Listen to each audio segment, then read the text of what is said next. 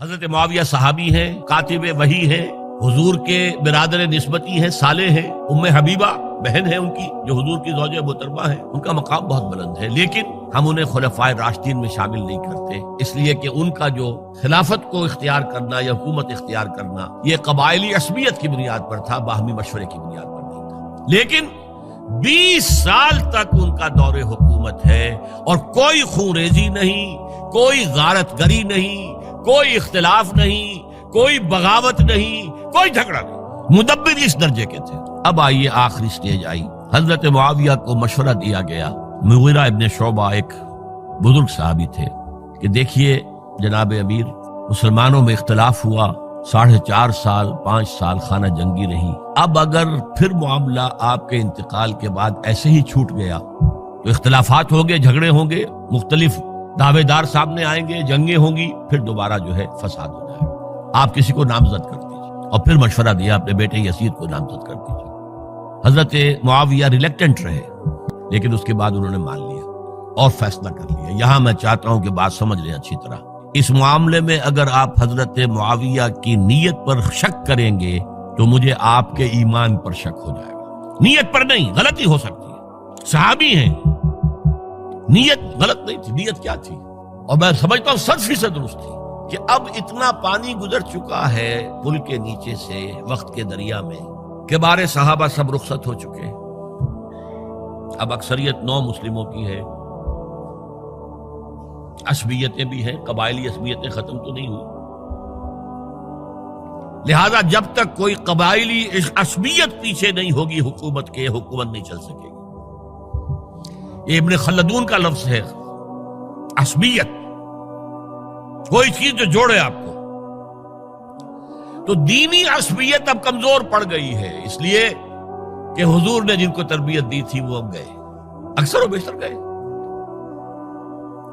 اب اگر ایسے ہی چھوڑ دیا گیا اور کوئی قبائلی عصبیت پشت پر نہ آئی تو پھر خانہ جنگی ہوگی، 5 سال تک ہوئی۔ اس بنا پر انہوں نے اسے صحیح سمجھا۔ آپ اختلاف کر سکتے ہیں، صحابہ کی رائے سے اختلاف ہو سکتا ہے، لیکن آپ ان کی نیت پر شک نہیں کر سکتے۔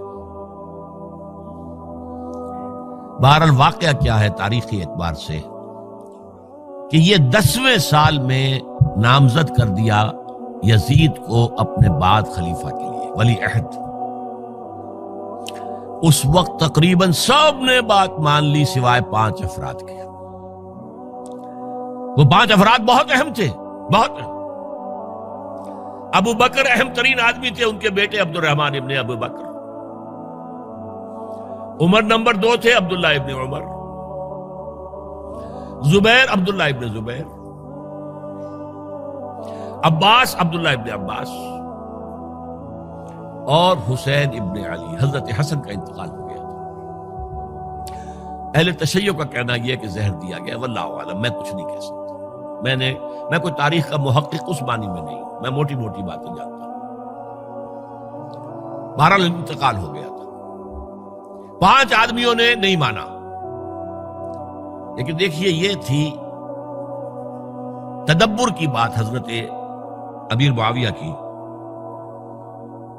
کوئی دباؤ نہیں ڈالا، کوئی جبر نہیں کیا، کوئی کسی کو نقصان نہیں پہنچایا کہ نہیں مان رہے تو یہ کر دیں، نہیں۔ دیکھیں گے جب وقت آئے گا۔ جب وقت آیا حضرت معاویہ کے انتقال کے بعد، اب ایک صاحب جا چکے تھے، حضرت عبد الرحمن ابن ابی بکر فوت ہو چکے، اب 4 رہ گئے، 3 عبادلہ، عبداللہ ابن عمر، عبداللہ ابن عباس، عبداللہ ابن زبیر، ایک حسین ابن علی رضی اللہ تعالی عنہم اجمعین۔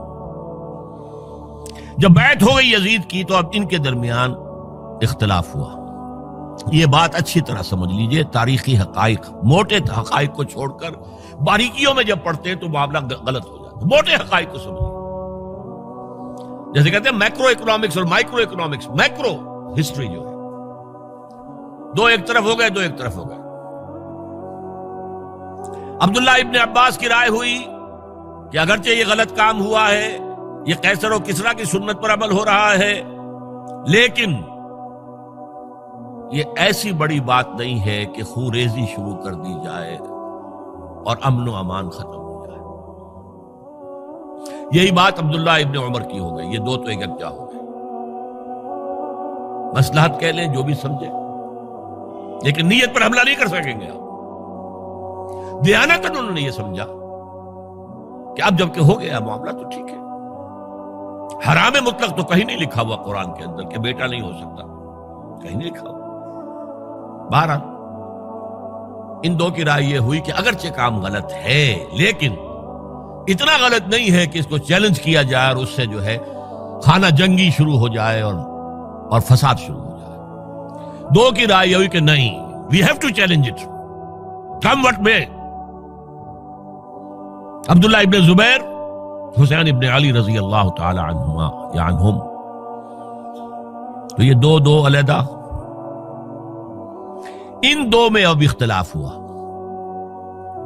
عبداللہ ابن زبیر کی رائے یہ تھی کہ یہی مقیم رہو مکے میں، حجاز میں، مکے اور مدینے میں، یہاں سے ریزسٹنس موومنٹ ہم شروع کریں گے، کیونکہ یزید کی خلافت تو دمشق میں تھی، بہت دور. حضرت حسین کو خطوط آ رہے تھے کوفے سے. کوفہ حضرت علی کا صدر مقام رہا تھا، اور جن سبائیوں نے فتنہ پیدا کیا تھا حضرت عثمان کے خلاف وہ بھی وہیں آباد تھے. انہوں نے خطوط کا تاتا باندھ دیا، آپ آئیے ہم آپ سے بیعت کریں گے اور کھڑے ہوں گے اور مقابلہ کریں گے اور اس یزید کی حکومت ختم کریں گے. ڈاک کے تھیلے بھرے ہوئے. حضرت حسین نے فیصلہ کیا کوفے جانے کا، بہت روکا.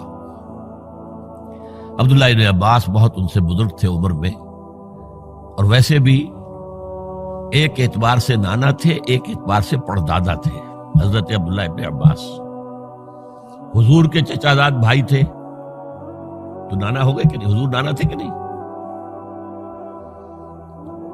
اور حضور کے چچا تھے